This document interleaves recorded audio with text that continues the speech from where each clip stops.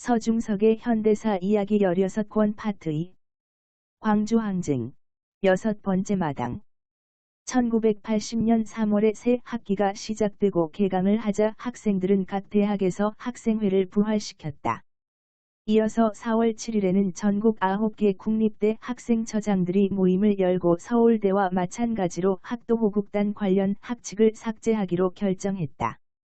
10-26 이후 이러한 과정을 거치면서 유신 정권이 억압했던 학생 자치 활동이 다시 활기를 띠기 시작했다. 학생들뿐만 아니라 교수들도 학원 민주화를 요구하는 목소리를 냈다. 4월 24일 서울 시내 14개 대학 교수 341명은 최근 학원 사태에 관한 성명서를 발표했다. 5월로 접어들자 서울대 학생들은 병영 입소를 하기로 결정했다. 병영 집체 훈련 거부 투쟁이 정치적으로 악용될 것을 우려해 그런 결정을 내린 것인데 이런 것들은 전두환과 신군부에게 빌미를 주지 않기 위해 아주 신중한 태도를 취한 것이다. 서울의 봄 시기에 노동쟁의가 크게 늘어나는 등 사회 각계에서 그동안 억눌렸던 목소리가 분출된다. 그 중 하나가 강원도 사북의 광부들이 들고 일어난 사건이다. 사북항쟁이라고도 하고 사북사태라고도 하고 사북노동항쟁이라고도 하는 사건이다. 그간 박정의 유신체제 아래에서 누적된 불만, 분노가 노조 문제를 계기로 분출한 것이다. 사실 광산 노동자들은 상당수가 이주해온 사람들이었다. 비교적 농사보다는 한 번에 목돈을 지을 수 있다는 생각으로 광산으로 몰려든 것인데 그 일이 말할 수 없기 고됐다. 그리고 많은 광부들이 진폐증에 걸렸다. 진폐증뿐만 아니라 난청과 시력장애 같은 것들에도 시달렸다. 겨울철에는 더욱 광산촌이 살기 힘들었다. 광산 노동자들은 고된 노동을 했지만 임금이 생계비에도 못 미쳤다. 사택 지역에서 수십 가구가 공동 화장실을 쓰고 상수도 시설이 제대로 되지 않아 충분히 씻을 수도 없는 것 등은 어렵지 않게 볼 수 있는 풍경이었다.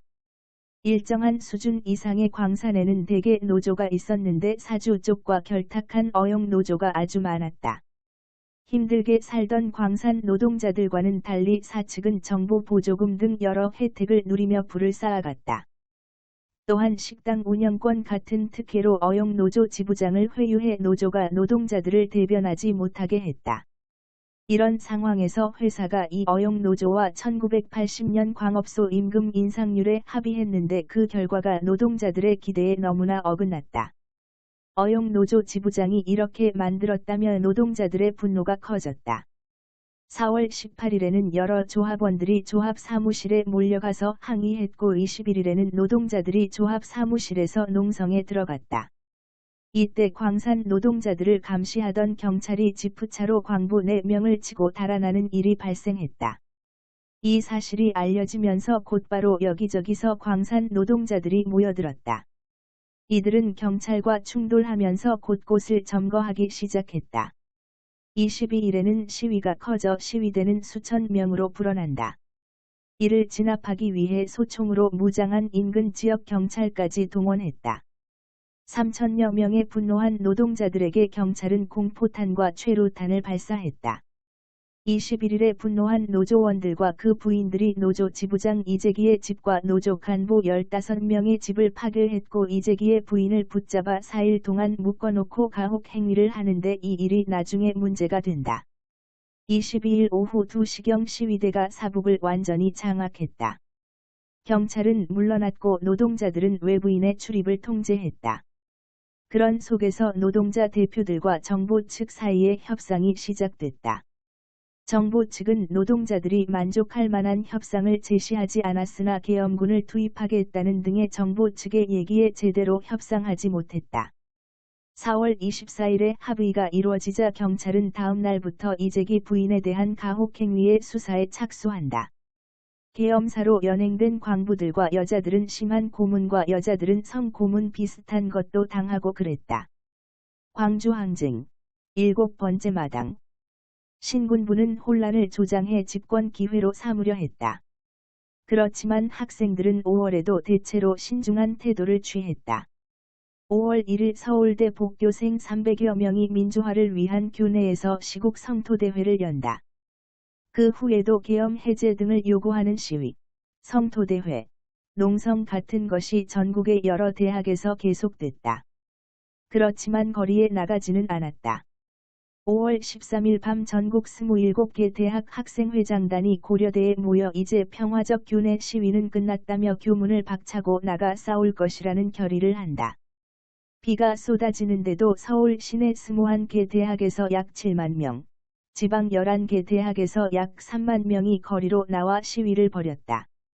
밤 10시까지 10시간 동안 수많은 학생이 계엄 철폐를 외치며 광화문 일대와 시내 곳곳에서 시위를 벌였다. 15일에는 13, 14일과 비슷하게 더 많은 대학에서 학생들이 몰려나왔다. 서울역 일대의 대학생들이 집결하고 학생회장단이 학교로 안전하게 귀환하는 걸 보장받은 다음에 학생들을 설득해 각 대학으로 돌아가게 했다. 이게 그 유명한 서울역 회군이다. 그리고 나서 27개 대학 총학생회장들은 15일 자정부터 16일 아침 7시까지 토론한 끝에 가두 시위를 중단하고 수업을 정상적으로 받으면서 국민들에게 상황을 알리기로 결의했다. 16일 오후 5시 이회여대에 다시 모인 55개 대학 학생 대표들은 격론을 벌인 끝에 전두환, 신현학 퇴긴, 비상계엄 해제를 주장하고 5월 22일까지 계엄을 해제하라고 시간을 정했다. 16일 오후 5시부터 토의가 진행되고 있을 때 신군부가 움직였고 그에 따라 경찰이 이화여대를 덮쳤다. 이 무렵 광주에서도 학생들의 움직임이 있었다. 14일에 전남대 학생 6천여 명이 교내에서 기국대회를 열었고 15일에도 학생들은 민주성회를 열었다. 14일과 15일에 있었던 시위와 민주성회는 학생들을 중심으로 진행됐는데 서울과 대조적으로 광주 시민들은 이러한 학생들에게 박수와 격려를 보냈다. 16일 학생들은 다시 도청 광장에 모여 성토대회를 거행했고 오후 8시가 되자 횃불 시위를 하며 사흘에 걸친 시위를 마무리했다. 이런 5월의 상황에서 5월 17일 전두환, 신군부가 권력을 탈취하는 쿠데타를 일으킨다. 그리고 5월 18일 이후에는 광주에서 유혈 사태가 일어났다. 전두환, 신군부는 57 쿠데타를 자행하면 굉장한 반발이 일어날 것으로 예상하고 서울에 많은 병력을 미리 요소요소에 배치했는데 57 쿠데타 후 아무 일도 일어나지 않자 그 병력의 상당 부분을 광주로 이동시키기까지 했다.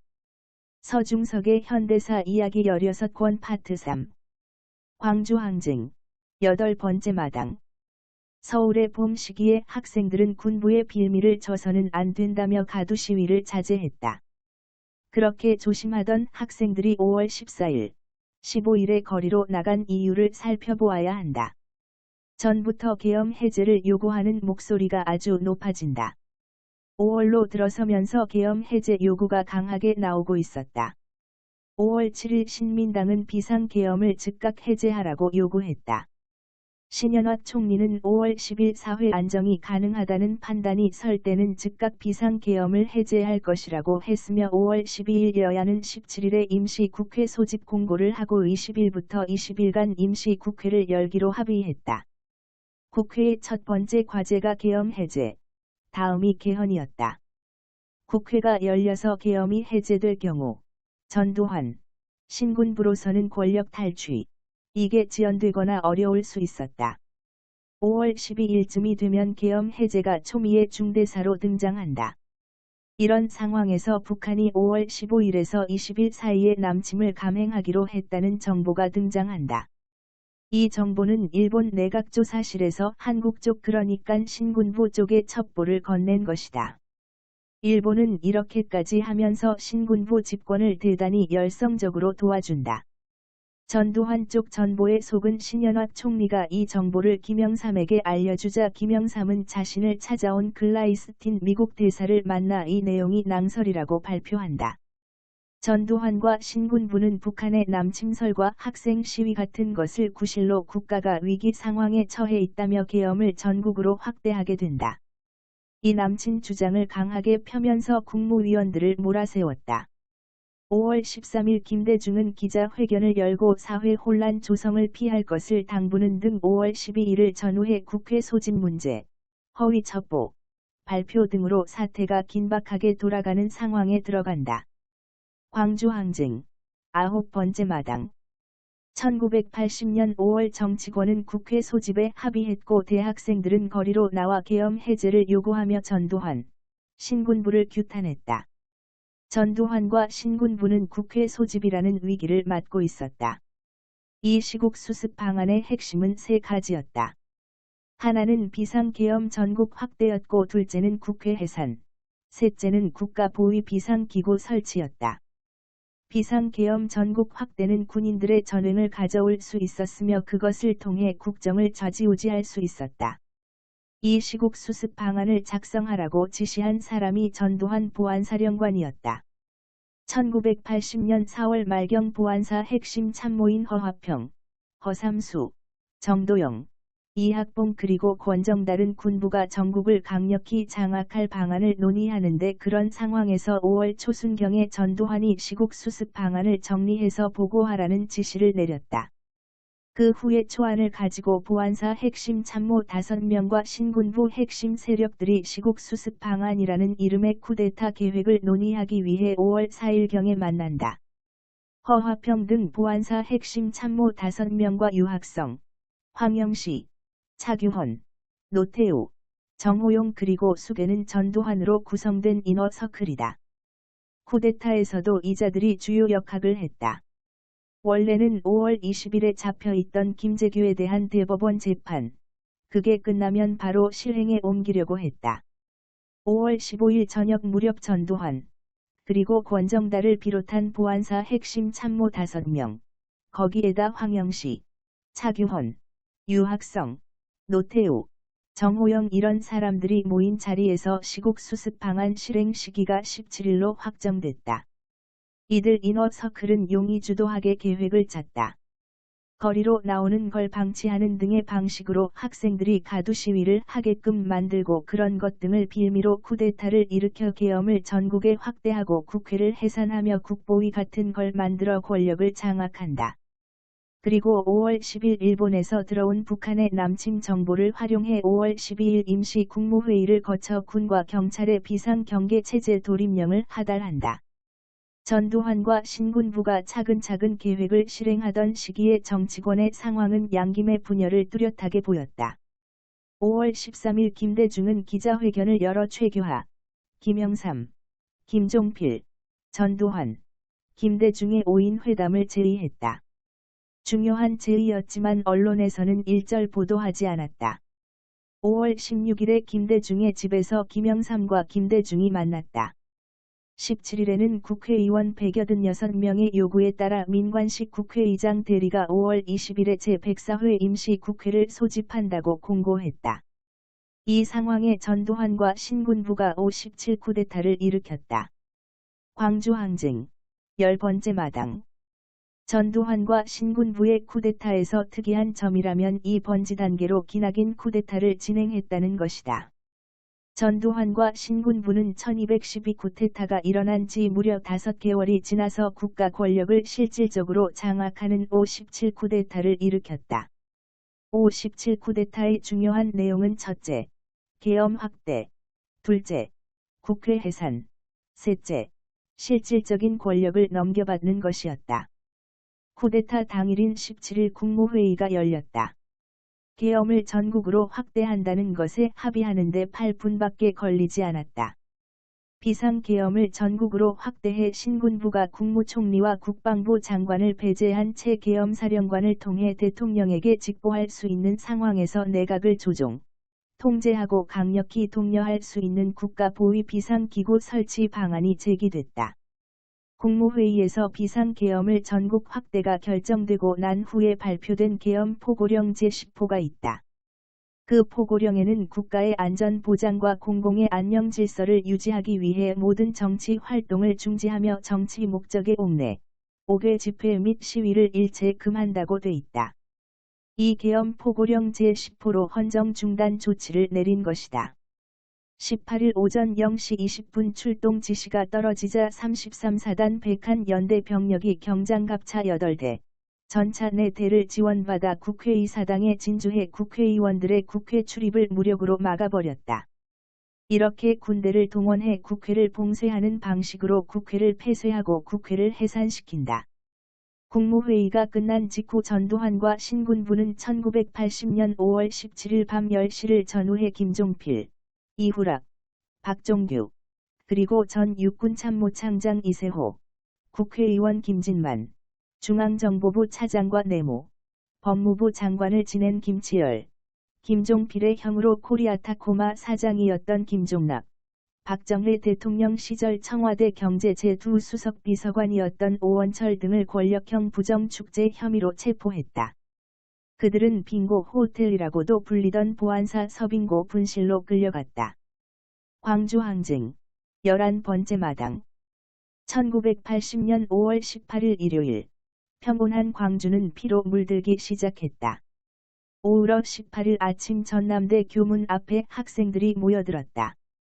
비상계엄 전국 확대 직후인 18일 오전 2시에서 2시 30분 사이에 제70 수여단의 2개 대대가 전남대, 조선대, 광주교대, 전남대 의대에 이미 진주한 상태였다. 18일 오전 10시경 수백 명의 학생들이 교문 앞에서 계엄 해제 등을 외치며 시위를 했다. 공수부대원의 구타를 피해 학생들은 해산하여 민주성회를 약속한 전남도청으로 향한다. 시내로 나간 학생들이 시위를 이어간다. 공수부대가 18일 오후 4시경 시내 한복판에 나타났다. 서울 동국대에 주둔하던 11공 수여단이 광주로 이동했다. 오후 4시경 시내에 출현한 공수부대는 상상을 초월한 진압작전을 펼친다. 공수부대원들은 대검을 꽂은 M16소 총을 둘러매고 양손에 진압봉과 방패를 들고 일반 시민들에게 달려들었다. 공수부대원들은 일부 남아있던 학생들뿐만 아니라 일반 시민들에게 달려들어 진압봉과 소총 개머리판으로 마구 때렸다. 그들은 주변 건물이나 학교 교실, 운동장 같은 곳에도 난입해 사람들을 마구 폭행한 다음 질질 끌고 갔다. 군인들은 광주 제1고등학교에서 방송통신고 과정 일요일 수업을 받던 학생들도 마구 두들겨 패고 짓밟은 다음 끌고 갔다. 5월 19일 새벽 11공 수여단이 투입됐다. 19일에는 아침 일찍부터 유혈 사태가 벌어졌다. 오전 9시가 지나면서 금남로 일대가 술렁거리기 시작했다. 군중이 3,000 물결표 쌓인 4,000명으로 늘어났다. 군중은 다시 5,000명으로 늘어났다. 그런 가운데 공수부대가 금남로 내거리에 출현한다. 금남로에는 1000여 명의 특전사가 투입됐다. 오후 들어 수만 명의 민중이 금남로 일대를 가득 채웠다.